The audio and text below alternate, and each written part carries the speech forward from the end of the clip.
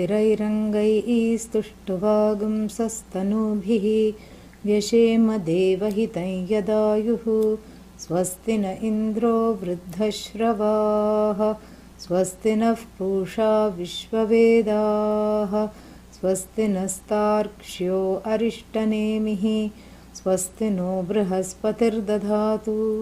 ॐ शान्तिः शान्तिः शान्तिः।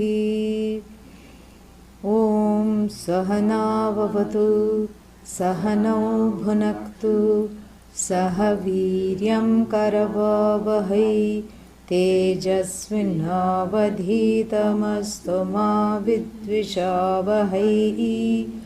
ॐ शान्तिः शान्तिः शान्तिः।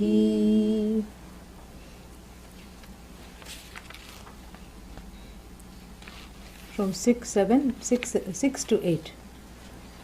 विविक्तदेशे सुखासनस्थः विविक्तदेशे सुखासनस्थः शुचिः समग्रीवशिरः शरीरः शुचिः समग्रीवशिरः शरीरः अत्याश्रमस्थः सकलेन्द्रियाणि अत्याश्रमस्थः सकलेन्द्रियाणि निरुध्य भक्त्या स्वगुरुं प्रणम्य निरुध्य भक्त्या स्वगुरुं प्रणम्य हृत्पुण्डरीकं विरजं विशुद्धं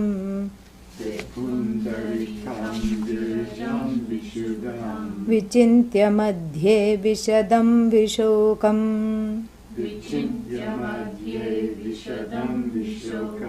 अचिन्त्यमव्यक्तमनन्तरूपम्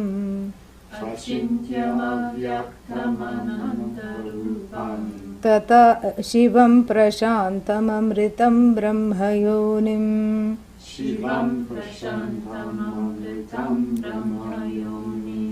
तथादिमध्यान्तविहीनमेकम्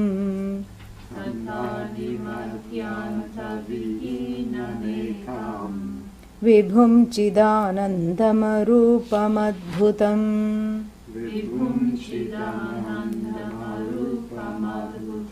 उमासहायं परमेश्वरं प्रभुम्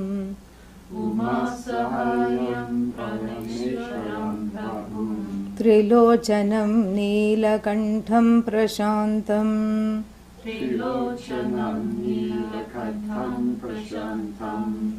ध्यात्वा मुनिर्गच्छति भूतयोनिम्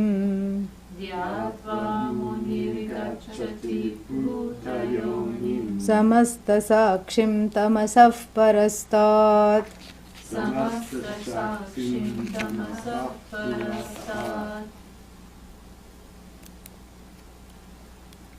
A unique style of teaching in the Kaivalya Upanishad.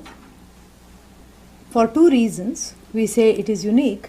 The first reason we say it is unique is because usually we have a meditation at the end, that is the style, that the meditation will be at the very end. Why? Because there will always somebody who says, I don't understand, please teach me. What should I do now? Because I don't understand, how do I go about it? All these questions warrant that there is a discussion that is needing to be done about the inadequacy of the prepared mind. And in order to ward off any inadequacies, so the meditation is given later on, And sometimes in other Upanishads, we also find that the meditation may be given a little earlier to still the mind. And then afterwards, if the student expresses that it's not that I don't understand it, but how to live this life, there is some disconnect between what I know and how I behave in the everyday. So that warrants what is called nididhyasanam or contemplation. And so in certain other Upanishads you find that the contemplative part comes after the teaching, because that is how the whole thing proceeds. First Shravanam, listening, and then, if that does not produce the knowledge, there is no reason it should not produce the knowledge. It will produce the knowledge, but let's say the knowledge is inhibited, because Shravanam is the only sadhana, only means for gaining this knowledge. A fact that is going to be underscored in the 9th and the 10th verses, mantras in this very Upanishad. So Shravanam is the only way to gain this knowledge, that we have seen. And but the Shravanam, the person feels that the Shravanam is not producing the knowledge. It's not that it is not producing the knowledge, there's nothing to produce. It's not removing the ignorance. If someone feels, that means we have to go back to the basics. Go back to the scratch, start from scratch. What is the scratch here? The itch is due to ragadveshas. So the unprepared mind, or rather the half-prepared mind. Totally unprepared means the person will not even flit near the Vedanta classes, or they will register for the course, and as the course, unfolds, they fold up shop, like we see the attendance declining. We can see that, but as I said, mentioned, there is 111 people registered, but what happens, the preparation is less. That's what it is. So then there is a way, something always comes in the way, and when things come in the way, this goes out of the way, out of the purview, out of sight. This goes out of sight of the regular list of pursuits. Why? Because the mind is not prepared to know the value of what this really can mean for me.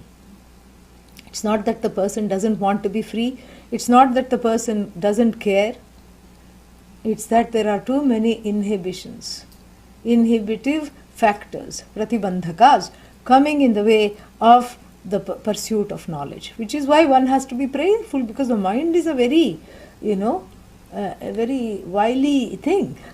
One day it says yes, another day it says no, and we cannot follow the mind.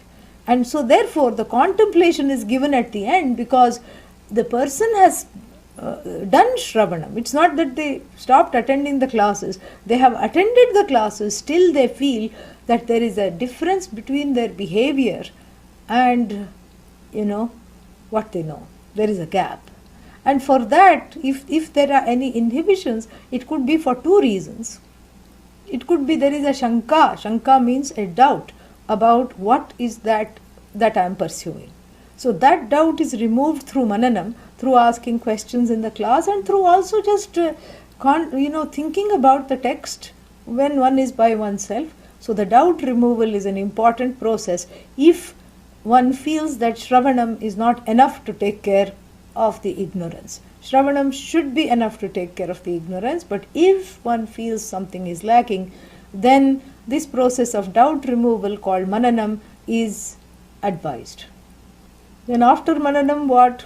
Still there is this feeling, I know I am Brahman, but I am getting angry. I know I am Brahman, but I feel like hoarding more things for myself. I know I am Brahman, but I am still feeling insecure. So there is a difference between what I know and if I know I am Brahman, I should behave like Brahman does, Satyam, Jnanam, Anantam, Avyaktam, Achintyam, and all this Bhutayonim, I am the source of everything, all these things that we are reading about, my behavior should be exactly in line with what the Shastra reveals. So either the Shastra is wrong or something is missing. Shastra cannot be wrong. That is the view of that is why I studied the Shastra, because it is infallible. Teaching cannot be wrong. And if the teaching is not wrong, okay, maybe teacher did not teach properly. Okay, let us even take that. Teacher did not teach properly. Then what? You either go back to Shravanam with another teacher, if that is the case, or you do what is called Nididhyasanam. Nididhyasanam means you keep seeing the meaning of the words of the Shastra repeatedly until you embody it more and more. So it's not that you don't know. You keep chewing the Upanishadic cud like the cow in the field which eats very quickly, because the cow doesn't know how long it is on the pasture, it doesn't have any sense of time. It's hungry all night, it has been tied up in the stables, and then it is taken to water and it is taken to the pasture and it is let loose in the pasture. It just eats, like the hungry student who was waiting for this knowledge for many lifetimes, bound in the notion, stably bound in the notion I am finite, and having a cow about this, that or the other. So this student is set free into the pasture of Vedanta, where the Shruti and the Smriti are the flowing rivers, and here the grass is the Upanishad, and feeds off the juice of the wheat grass, and understands raso vaisaha rasagrihyeva yam labdhva nandi bhavati. So this Upanishad juice, which is the wheat grass juice here in the example, takes in this, ingests this, and finds out that I am this essence of, the very essence of everything. I am what I thought I was. I thought I was nirasaha. Nirasaha means, dried out, dehydrated piece of something I thought I was. But, because all my life experiences were dehydrated, my, life was routinized, everything was just going awry. And here I have been rehydrated, not by some external source of rehydration, but by re-understanding my own nature, by allowing that myself to blossom. Sometimes they have, I don't know if they have it in here, in this country, but in India you can get these things made of bamboo pith. They will cut it into little flowers, and and this is for children to play. And it's so tiny, you cannot see that it's in the shape of a flower. What you have to do is sprinkle some water, or submerge it in a little bit of water, and then it becomes a lotus, because it's been cut in the shape of a lotus. And just like that, this person thinks that I'm this small bamboo pith like this, yeah. This is a very pithy example. So, so the person thinks I'm a very, tiny little dried out piece of nothing, and I'm so small, and I'm not the universe, and I'm not the cause of the universe. I'm away from the cause, I'm away from myself, I'm away from Ishvara, I'm away from my own truth. And then what? The water of the Upanishad revives this person. Well, the ability to revive was already, see, just like those cut piece of bamboo reveals only what was already there, but it was not understood. So similarly, that blossoming Hrit Pundarika, the lotus blossoming inside the heart, is there. It is just not understood for want of knowledge, for want of the proper pramana, the proper means of knowledge. And so sprinkled by the nourished by the Upanishad juice, this flower rehydrates and blooms exactly, blossoms exactly how it should. It's just so beautiful.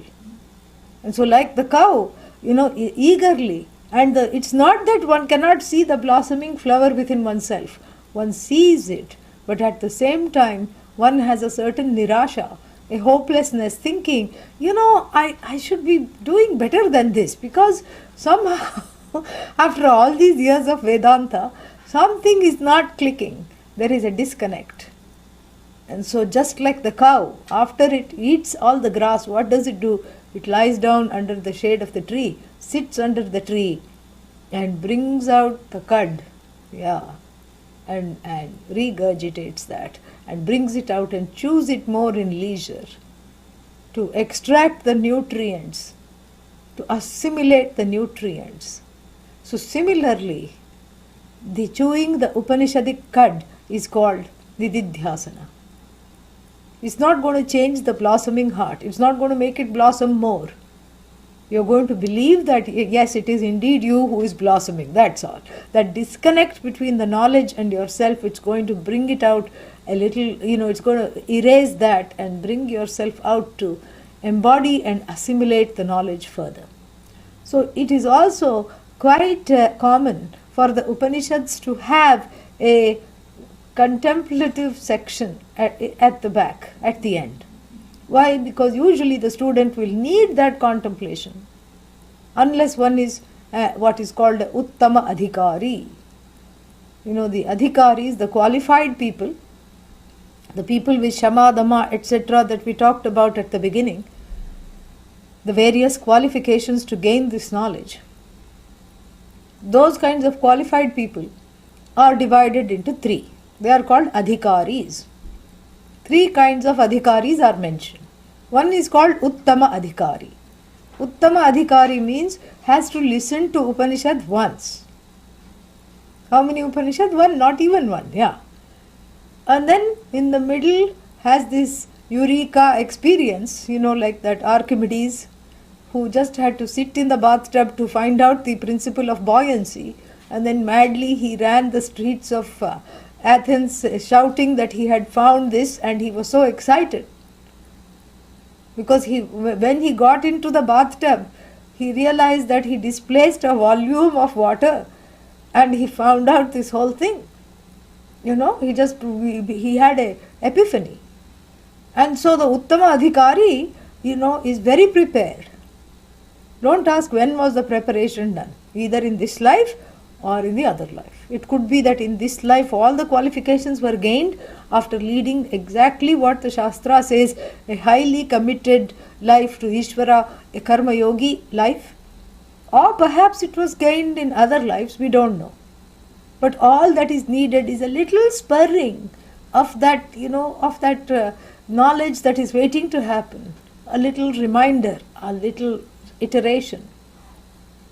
And so you call such a Uttama Adhikari and you make the person sit down and say Tattvamasi, and the person says yippee, wonderful, thank you, and leaves and goes.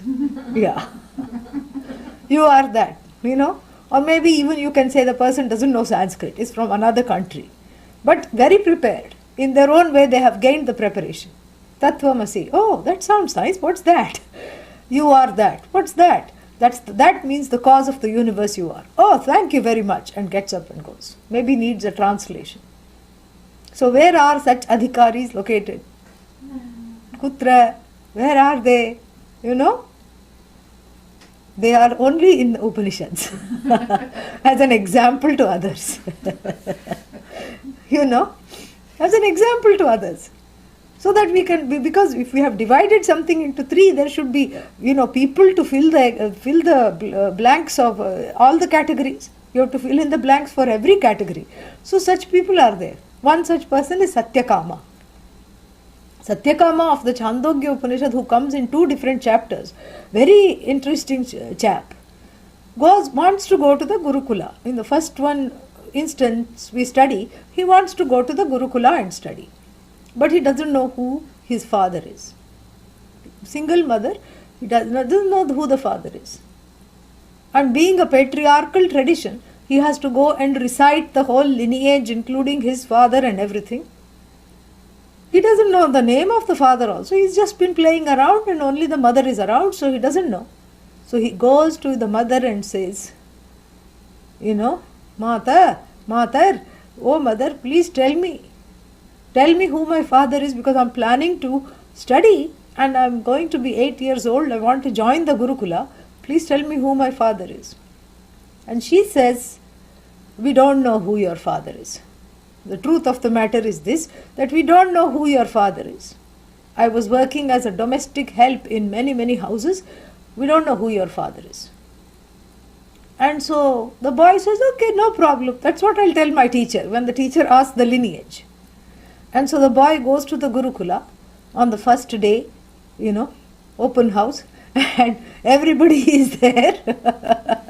Everybody is there, all the children are there, all the parents are there. In this huge assembly, he approaches the teacher and he says, please teach me the Veda.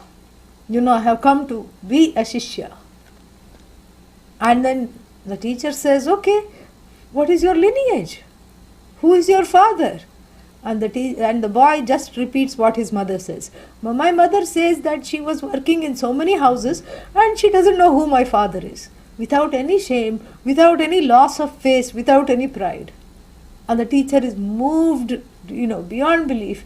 And the teacher says, this is what we need. This is what someone who wants to study the Veda needs. This truthfulness will qualify you. So you are a real Brahmana, means Brahmani Charati, the one who is qualified to study Brahman is Brahmana. He says, you have given the definition of the word Brahmana. You are the walking definition. And the teacher takes him, embraces him and accepts him as a student. Very beautifully, said. And then the same Satyakama, we don't know if it's the same one or later on it's the another one, but I like to see the same one because it's the certain kinds of things are indicated to see that it is the same one. Elsewhere in the Chandogya. So here the young Satyakama was studying the first portion of the Veda to recite and everything. He went to Gurukula, which is now called Veda Pathashala. And in the second one, he is more of a teenager. He's a young man, he's a youth, maybe late teens or young man. And he approaches either the same teacher or another teacher for the knowledge of the last portion of the Veda. Do you see why I like to see them as the same?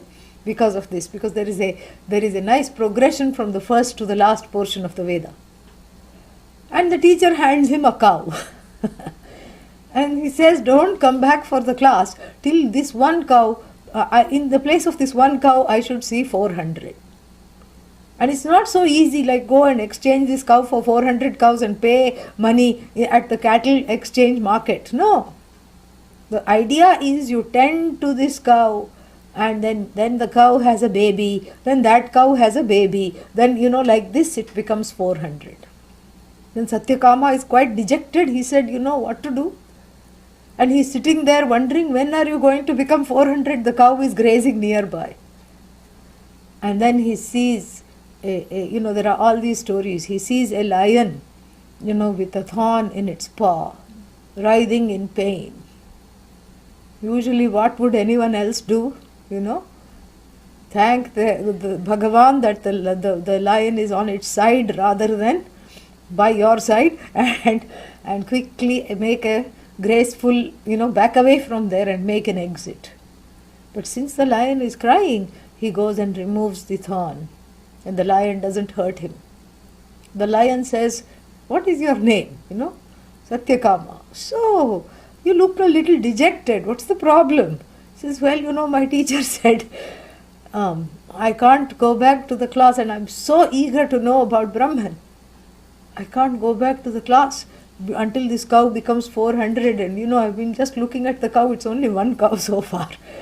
And the lion says, don't worry, I will teach you a little portion of this Brahman, and then teaches him. Then he meets a crane that has swallowed a fish the wrong way or something like that and takes out the fish and saves that. And that also teaches him. Like this, he meets three animals. All of them teach him a little bit about Brahman, little bit about Brahman. And then when he goes back to the teacher says, looks like you know everything. I just have to bless you, that's all. And so that is the Uttama Adhikari. Correct? The one who is very close to knowing, just needs a certain, transmission and everything is understood. That's why such Satyakamas and Shvetaketus and Shaunakas are just gracing the Upanishadic pages to give us an example. Now let us go to the other end of the continuum. Who is a Manda Adhikari? Manda means slow, dull. Who is the Manda Adhikari? Where? Or I shouldn't say who. Where? Where is the Manda Adhikari situated? The answer is again nowhere. Really. Because the Manda Adhikari is an oxymoron of sorts. Why? Because if one is so Manda, then where is the Adhikaritvam? Mandatvam and Adhikaritvam, they are just like contradicting one another. Manda means non-adhikari. Slow, dull, full of tamas. And then Adhikari means not Manda. So Manda Adhikari again is those two are holding the continuum of the ideal type archetypes of adhikaris, who the Uttama and the Manda. Now we come to what is real, which is Madhyama Adhikari. Means neither here nor there. And one can place oneself on the continuum. Whether I am closer to Satyakama or closer to this Manda fellow, who as soon as you start saying Sahanam Bhavatu goes to bed immediately, that much tamas. Doesn't understand anything. So, most of the people are somewhere along this continuum. Meaning what? That Shravanam alone is not enough to enjoy this knowledge. There will be lot of doubts because it's the mind busily filled with ragadveshas, blocks, resistances. And then therefore mananam or removal of doubt is needed. And then there are habitual orientations, ways in which one used to behave before the knowledge that are coming in the way of assimilating the knowledge and enjoying oneself as Brahman. So nididhyasanam is also needed. And so the practice of the Upanishad is to give certain verses and mantras at the end to gain this nididhyasanam. But here, as I said, we have a unique thing. Even before the teaching is being done, the meditation, contemplation and meditation are both given, number one. Number two, it's also unique because the Upanishad, this particular Upanishad, employs a very wonderful way of teaching through the meditation. Yeah. Usually either you teach or you meditate, Here, the meditation and the contemplative verses, the meditative and the contemplative verses are used to not just for meditation, but also they teach through that. So therefore, verses number 7 and 8, verse number 6 establishes the need for meditation and talks about the basic preliminaries. We have seen that, how to sit, where to sit, when to meditate, when not to meditate, how to go about it. In this one, the verses you refer to are 5, 6, 7. So to make it We're subtracting a number. Numbers? So the copy that we're looking at refers to the verses you talk about as 5, 6, 7.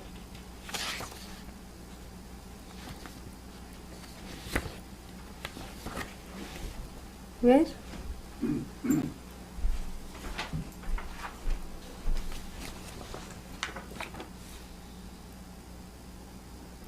Is something missing? I'm not sure. Everything we chanted is here already. That is really strange. Yeah, that's why I can't jump out.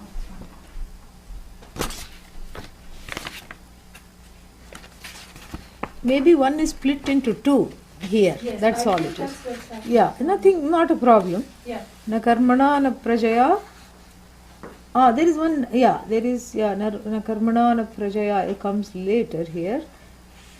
Then Vedanta Vijnana Sunishchitarthaha Tasmai Saho Vacha. Yeah, that's what it is. That's what it is. It is just cut up differently. It's broken differently. Not to worry. I'm glad you brought this to my attention, but nothing to worry because this one, you see, Tasmai Saho Vacha Pitamahascha, is seen as verse number 3 in the, in my version, but verse number 2 there, because the first one is, is done into 2. That's all it is. It's just cut up differently. Doesn't matter. So I will try to keep track of that. So we are talking now of verse 5, 6 and 7. Yeah. So I'll try to keep track of that. If not, you can, you can just look up and down little bit, and it's just broken up differently. That's all. Now, so here we have.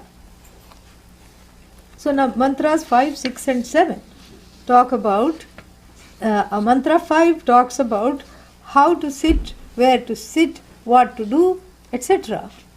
And then 6 and 7 are meditative and contemplative verses, but at the same time they also teach, and very beautifully. So we are going to do number 7 first, or whichever one it is that starts with Uma Sahayam Parameshwaram Prabhum.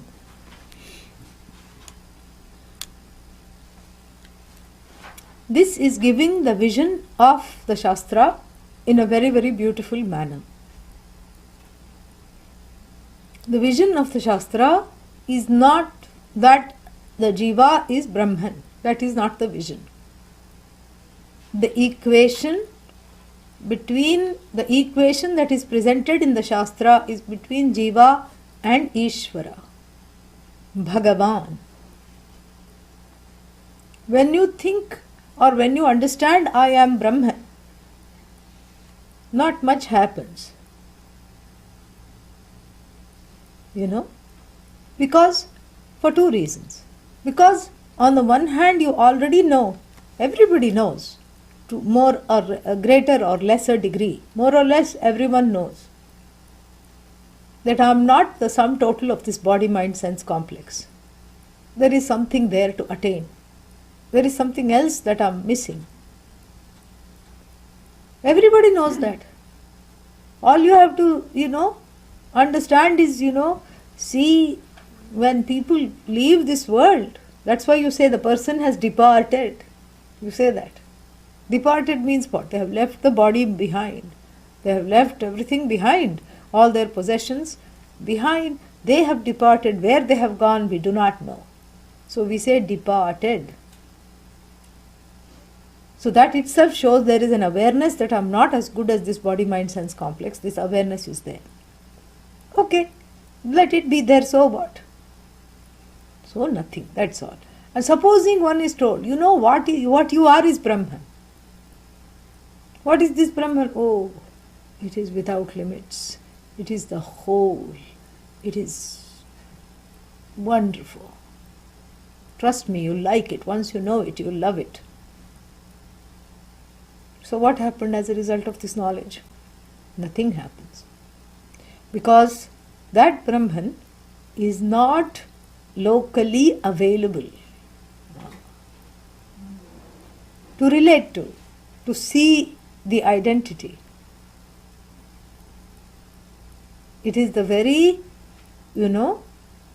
canvas which is projecting the identity. Okay.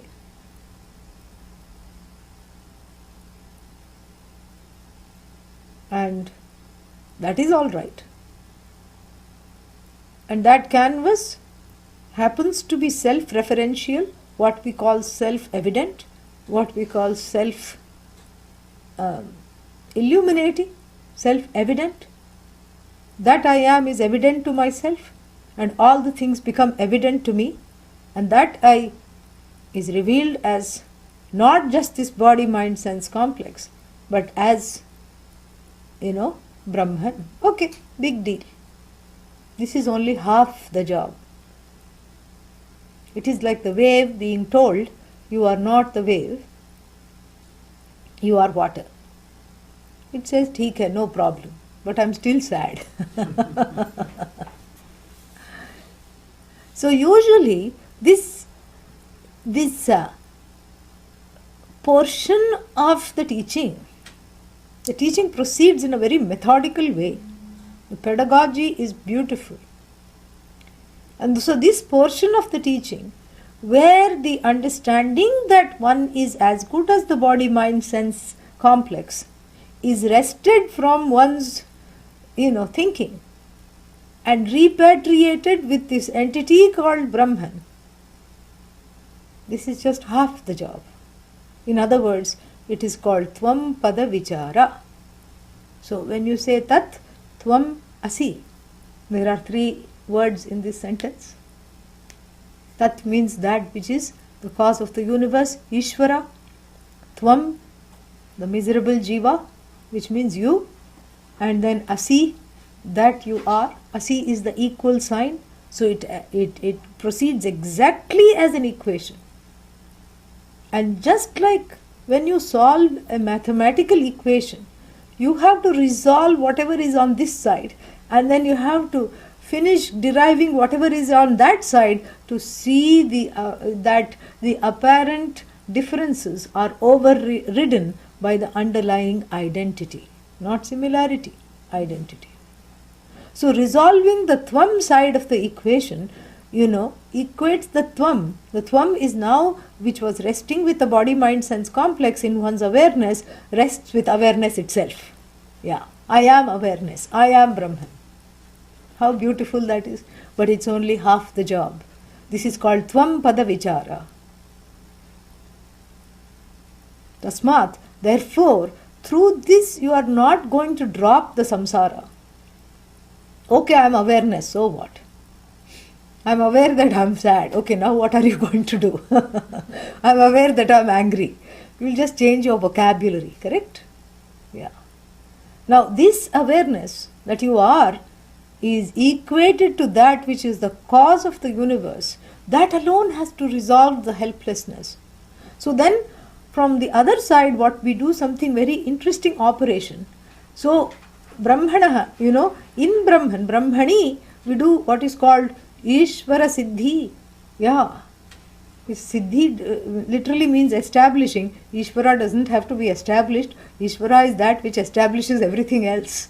But here, Ishvara Siddhi is a technical term here we are using. So, this, you see the Brahman invested. You see Brahman. See, there's been a lot of questions even here in the question time. What is Brahman? What is Ishvara? So, all those questions are going to be resolved now. You listen carefully. So, you see this Brahman as the cause of the universe. Who is this you? The one who feels caused. The helpless jiva whose main impetus was to study Vedanta, was to resolve that smallness, was to resolve the feeling that one was an effect, that one comes under the spell of a lot of laws that one has not any chance to create. Are you able to create seasons? No. With great difficulty you can put one air conditioner. And what happens to that? Third day it stops functioning. That is the jiva's lot. You can't even control the climate in your own house. You can't control the seasons. You can't even control your own reasons for engaging in certain activity. They also seem to be, part of this mysterious psychological order that just comes out in the form of the unconscious. And that's why one has to keep on apologizing to the significant other all the time. No, I didn't mean to say this. No, what I meant was not this, that. No, I think I made a mistake. Let me rephrase that. I am so sorry. Why do you have to keep saying this? Because all the things that come out of the mouth are a surprise. Not just to the listener, but to the speaker. So constantly one is backpedaling, backtracking, and walking like a crab sideways. If you see the crab at the beach, it looks at you, you look at it. We don't know who is more scared. Even though one is 100 times bigger than that poor crab, one is sometimes more scared. And animals, they can smell fear. They can really sense fear. And when they sense fear, it disturbs them, And what they do when they get disturbed is not in anyone's hand. It's only in Bhagavan's hand. So when they get disturbed, they behave in certain unpredictable ways. And so the crab, what it does, it goes sideways. Even if it wants to attack, let us say it is upset and it wants to attack because it perceives a threat. It will never go straight. It will go sideways, then it will go that way, then it will go back, and then it will push forward. So like that, the human being, in relation to one's words and in relations to one's behavior, to the ways in which one greets the Jagat, is equally confused. Goes this way, that way, everything is a surprise. My own body is a surprise. Why? Because yesterday it was functioning and today it is not. My own mind is a surprise. So then the question is, who is the giver of these surprises? There should be some, it cannot be random, you know. Randomly the cells cannot come and form kidneys that do such a wonderful job of eliminating the toxins. Randomly another bunch of cells cannot come and, you know, form the brain. How can they do that? And if everything was in the hands of this randomness, whatever that randomness, we call that randomness Bhagavan, because there is nothing random. Everything is intelligently put together. And if you want to call it by the name random, that will become another Ishtadevata. Yeah, that's all it is. There's nothing random. There is nothing by chance, because it's so intelligently put together. If everything was random, I tell you, you know, the kidney cells will all come together and decide to become brain. Yeah, nothing will remain, because, you know, all the information will go out. But that doesn't happen. That's why this stem cell research is possible. Because everything, the micro and the macro, are so intelligently connected and so infallibly connected that you take a little piece and then it will grow. It is just, you can make it grow. Somebody, you know, they lost the ear, the right ear, they lost in an accident. So they grew the stem cells of the ear on the person's own hand, on the person's own forearm. There are photos of it, you can find this. So first it looked like just a tumor that was coming out. It looked a little scary. And then you said, oh, does it look like an embryo? It looked like an embryo because the ear is shaped like an embryo. And then it looked like an ear. And then after it grew, using the same person's blood cell, same person, it was nourished nicely, then it was quote unquote harvested from there and put over here. How can you do that? If it is a random universe, you cannot do that. So you can, from the stem cell, you can do everything. You have that master, you know, the master cells from which you can govern the reculturing. You can populate what needs to be revisited. You can repopulate certain, things. It's amazing. It's just amazing. If you look into the vastness of this, all the problems go away. Because in the magnificence of this, that nobody loves me, just fades into the background because it's a silly notion. How can you not feel connected? When you see the connection, you have to just be in awe. There's no other way except to just be in total awe of what is.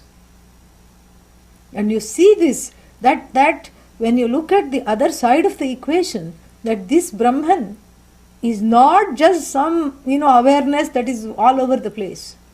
It's an awareness that is dynamic, that is, not just aware of the universe, but is manifest. In fact, it's that very awareness that has created the universe. It's manifest as the universe. So it has become the universe? No. There is nothing unbecoming about this Brahman. On the other side of the equation, we see that this awareness is not just manifest as the law, but it is also the Niyanta. Niyanta means the one who does not come under the spell of the law, the one who manages the law. And on this side of the equation, what do we have? The helpless jiva, always coming under the spell of the laws. And that spell has to be broken, that I am under the spell. That is the only spell. That spell is called Maya. That I am under the spell is the spell of ignorance. And that spell is broken by the study of the Upanishad, which posits that you are not just this, body, mind, sense complex. You are that awareness, and then on resolving the equation on the other side, we conclude through the Upanishadic sentences, through the operation of the pramana called the Upanishad, we conclude that this awareness is nothing but that which is manifest as the law and as the giver of the law simultaneously without undergoing any change. And that same awareness, when it is engulfed by that ignorance of itself, is manifest as someone who is coming under the spell of the laws. How beautiful. So this is how the teaching progresses. It is not just, you are Brahman. What this Brahman is has to be understood. Because if what this Brahman is not understood, and then one is keeping on saying, I am Brahman, Aham Brahmasmi, Aham Brahmasmi, Aham Brahmasmi, what will happen? You'll just get a headache, that's all. If it's not understood, you'll get a headache. And so that has to be properly, determined. And the determination of that is happening in these two magnificent verses. So Brahman is defined in a twofold way. And both these definitions are in keeping with how the knowledge is unfolded in the Upanishads. One is called the definition of the Swarupa Lakshana, the definition of the Swarupa of the Upanishad. Brahman. The Swarupa of Brahman. The nature of Brahman. What is this Brahman? Like I said, it's not enough to say awareness. What kind of awareness? What is its essential nature? Essential means that, that which cannot be abandoned is called the essential nature. That which cannot be given up is called the essential nature. That which cannot be negated. That which is here to stay. So this is called Swarupa Lakshana of Brahman. Then we have another definition which is called, Tatastha Lakshana. Tatastha Lakshana, technical term. Swarupa Lakshana, also technical term. So what is this Tatastha Lakshana? Another definition, which a definition that is a working definition that applies at certain times but not at other times. Like you say, somebody, is a chauffeur. Is that person a chauffeur all the time? No. Maybe drives somebody for, a few hours a day, part-time or full-time. And then the chauffeur might go and play basketball. The chauffeur might go and play hockey. The chauffeur may be having a life,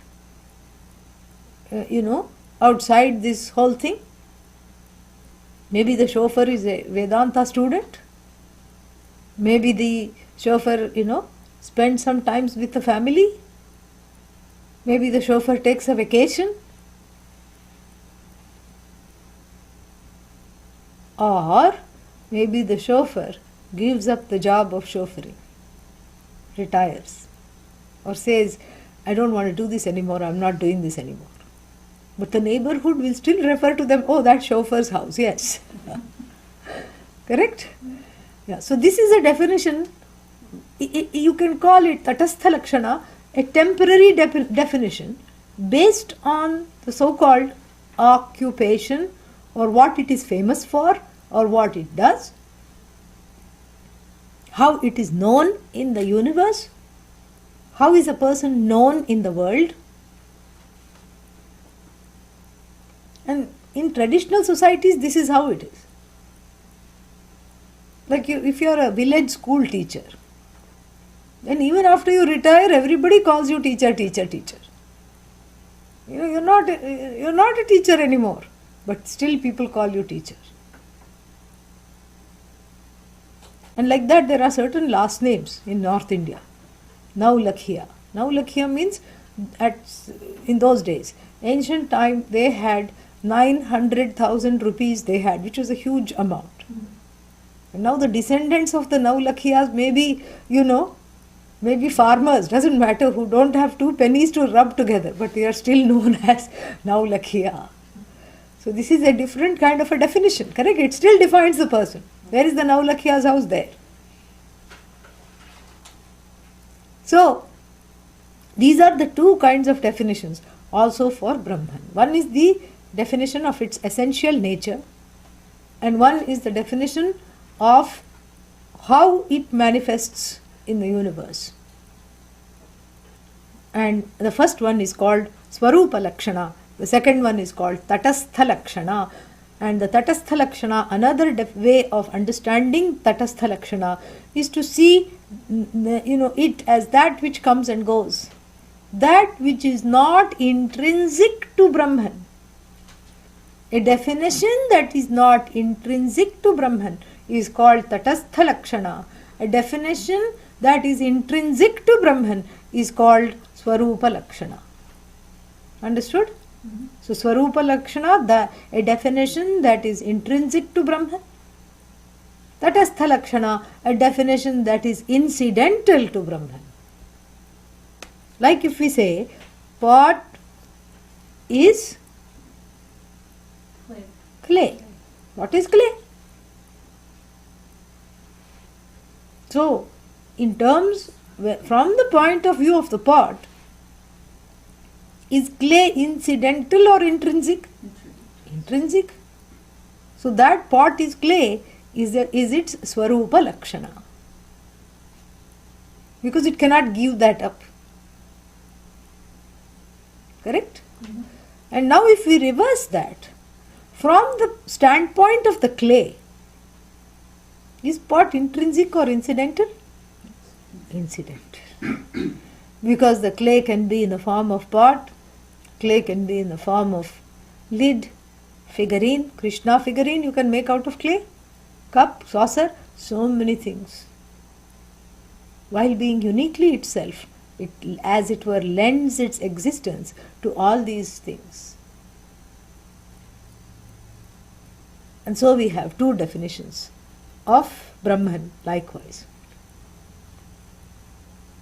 So first we are going to see what is called the Tatastha Lakshana.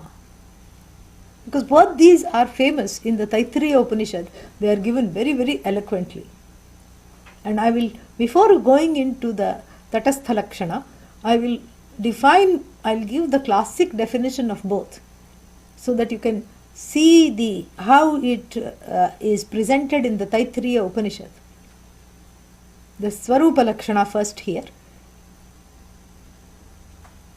Brahmavida apnoti param. The knower of Brahman gains the ultimate. So it has been decreed in the Rig Veda. Tadesha abhyukta. Kim tad Brahma? What is this Brahman? Satyam Jnanam Anantam Brahma. Essential definition. Swarupa Lakshana. 3 words. Satyam Jnanam Anantam. Then the next chapter gives the Tatastha Lakshana. Bhrigu goes to his father Varuna and says, please teach me. Bhrigurvai Varunihi Varunam Pitaram Upasasara. Please teach me about this Brahman. Adhihi Bhagavo Brahmeti. And unto him it was said. Tasma etat provacha. Unto him the father said. What did he say? Yato va imani bhutani jagante. From which all beings have arisen, have been born. Ye najata nijivanti. By which all this is sustained. All that is born is sustained. Yasmin prayantyabhisham vishantiti. And resolving in whom everything is resolved. Tad Brahma, that is Brahman. Tad vijignyasasva. Contemplate on that. Enquire into that. Bhrigu is told by his father. And so this second definition, that which is the cause of the birth of everything in this universe has come from Brahman alone. and which sustains everything, having given birth to everything, and which resolves everything as well, without undergoing any change. This is what is called Ishvara. This is Brahman as Ishvara, really. And so that is explained here beautifully.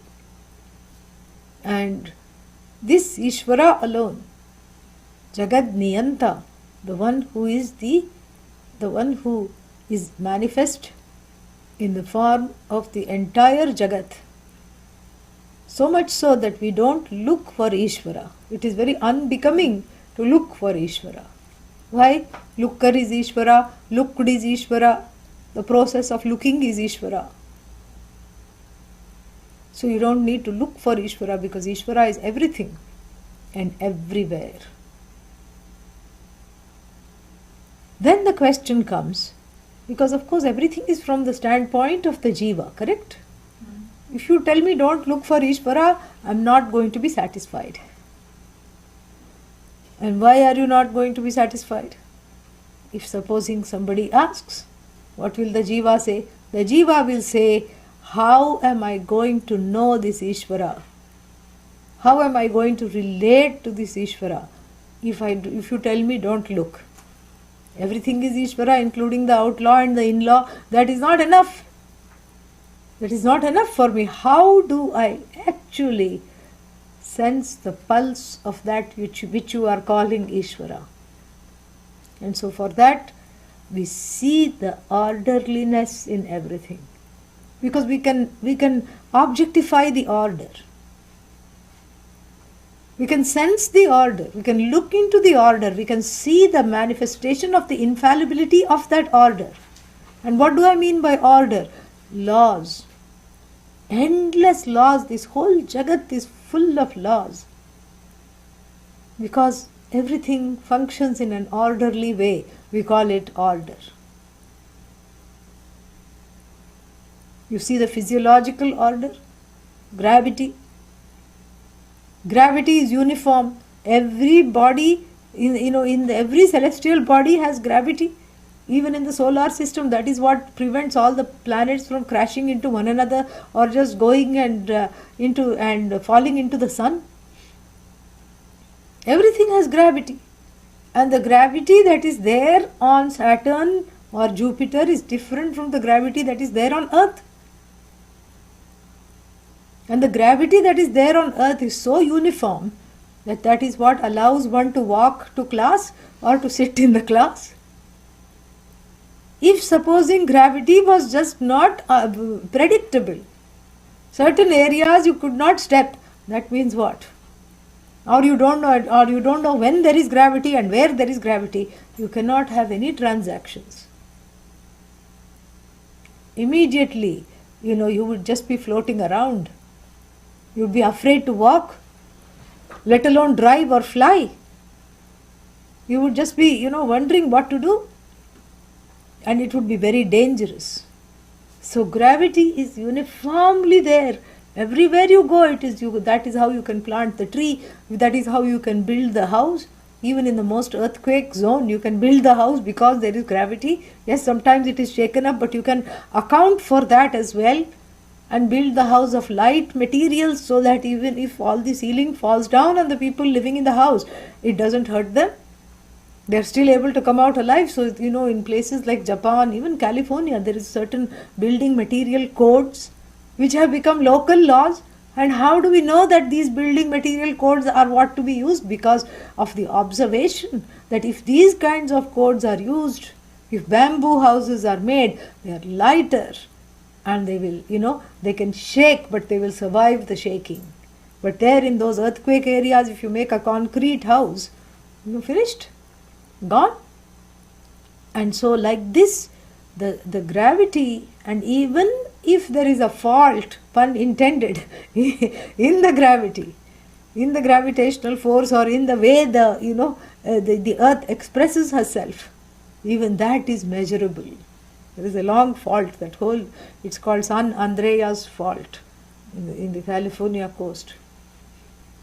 And that determines, sometimes, even though you cannot predict earthquakes very effectively, but still there is a certain way it can be measured, it can be understood. The seismic activity can be understood. And tsunamis, the underground earthquakes can be understood. And yes, you don't have a lot of notice, but half an hour notice can be given. Okay, get out of there now. You can evacuate in a hurry. You can do all this. Why? Because of the utter predictability. This is just wonderful. Then you have the whole anatomical order. That wherever there is an eye, it will see. You see the eye of the tortoise, always half closed.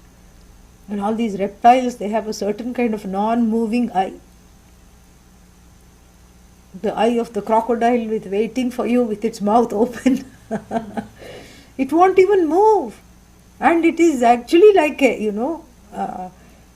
sometimes it is, there is an expression crocodile meditation, because it is actually very contemplative, only it is focused on the prey, that's all, yeah.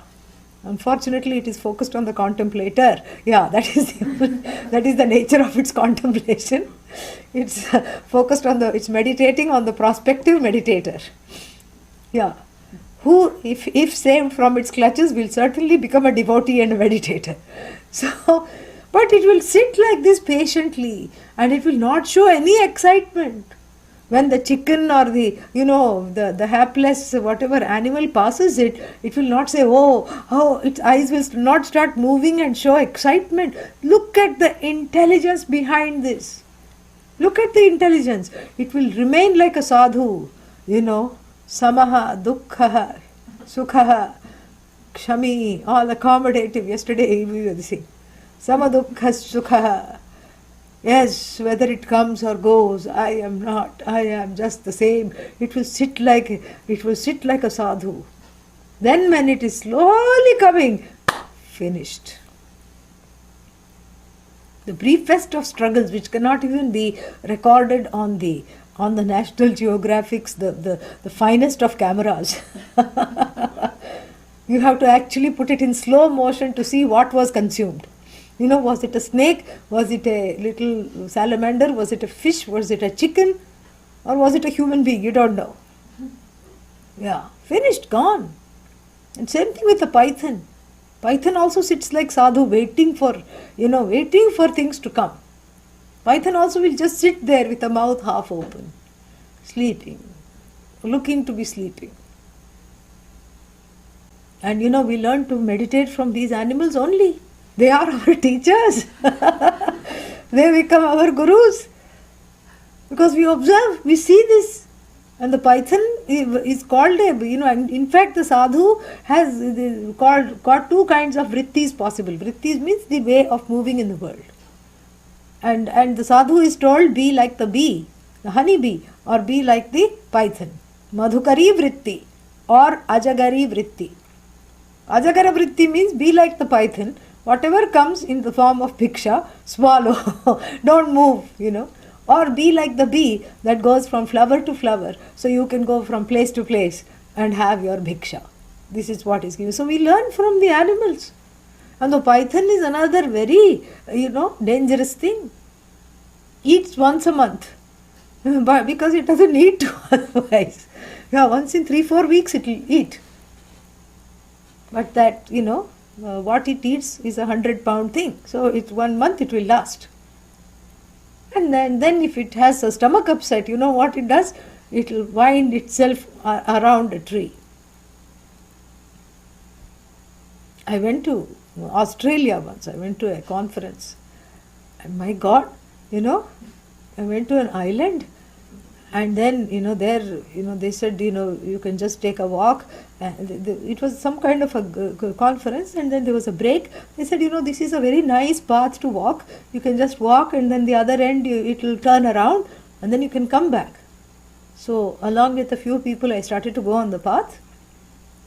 And then there was, no disturbance at all, and nothing out of the ordinary. The path was little green, little brown with a few, and it was fall, so there was some dried leaves, drying leaves. The ground was a little wet, so wet, dried leaves, very beautiful. Some little red, some maroon and yellow. And so like this the flora was on the floor. And then suddenly something stopped me. I just looked. And there was this beautiful snake. Huge. Python, afterwards we learnt. I didn't know it was python. Huge. Across. And not only it had the same colors, brown, black, yellow, maroon, red with little bits of green. In the same pattern. But it had managed to flatten itself totally, because snake means it should be bulging. The thing was this thick, and it had managed to flatten itself. So either it had burrowed inside the thing, or the reptiles have a way of flattening themselves. It had flattened itself. It looked like the part of the whole path. Something, I don't know, it was Bhagavan. That what alerted me was Bhagavan, really. Nothing else, because there was nothing unexceptional about this path. And I looked, and then I said, I think I should not take another step, because I would have stepped on it. And then I just watched, and slowly it moved, and now it also knew that I have seen it, and we have all seen it, and we also knew it had been seen, and we have seen it, so there was no need to hide anymore. It emerged, showed itself, showed its full girth to us, and slowly went, and thankfully it was full, because you could see it had various bulges. It had eaten something, big, and it had eaten something. And then what it did was, to relieve its digestive system, it went and wound up. It crossed the road first of all, and it took a long time to cross, because the fellow is huge. It was like standing at a level crossing and waiting for a freight train to go by. Really, it was like that. Waited and waited and waited, and it was not in the least bit interested in us. It had its own idea of what to do, and then when it reached the other side, it started to climb on this tree and ring itself, and then put its head very sweetly on a branch. And then, was falling asleep. And then, we said, okay, it's time to leave. It's time to leave. So what is that? If it is not Bhagavan, what is that? That which, made us walk that way? Bhagavan, what? That Bhagavan in the form of this whole anatomical order lying there, like Adishesha, lying there. That same serpent which becomes a mattress for Lord Vishnu, lying there, and not giving that it could camouflage itself so deeply and become part of the road, that intelligence, because I want to survive, and I will do anything to survive, so that I am not hurt. If I am part of the whole scenery, then nobody will know that whether I am a predator, and then nobody will hurt me. I will not become prey to anybody else. This is so beautiful. You don't have to look very far for Bhagavan. This is Bhagavan. That which made me stop walking, Bhagavan. That which made it be full when we met it, Bhagavan. So many orders are there. And that we were able to, that it crossed the road, and then the tree was there for it to wind on and then relieve its digestive system. Bhagavan. So beautiful. All the orders are in this. And we will see that more after the break. We will take a 10-minute break, and then we will come back wherever you are. Om Purnamadav Purnamidam Purnat Purnamudachyate Purnasya Purnamadagya Purnamevavashishyate. Om Shanti Shanti Shantihi. Harihi Om Shri Gurubhyo Namaha. Harihi Om.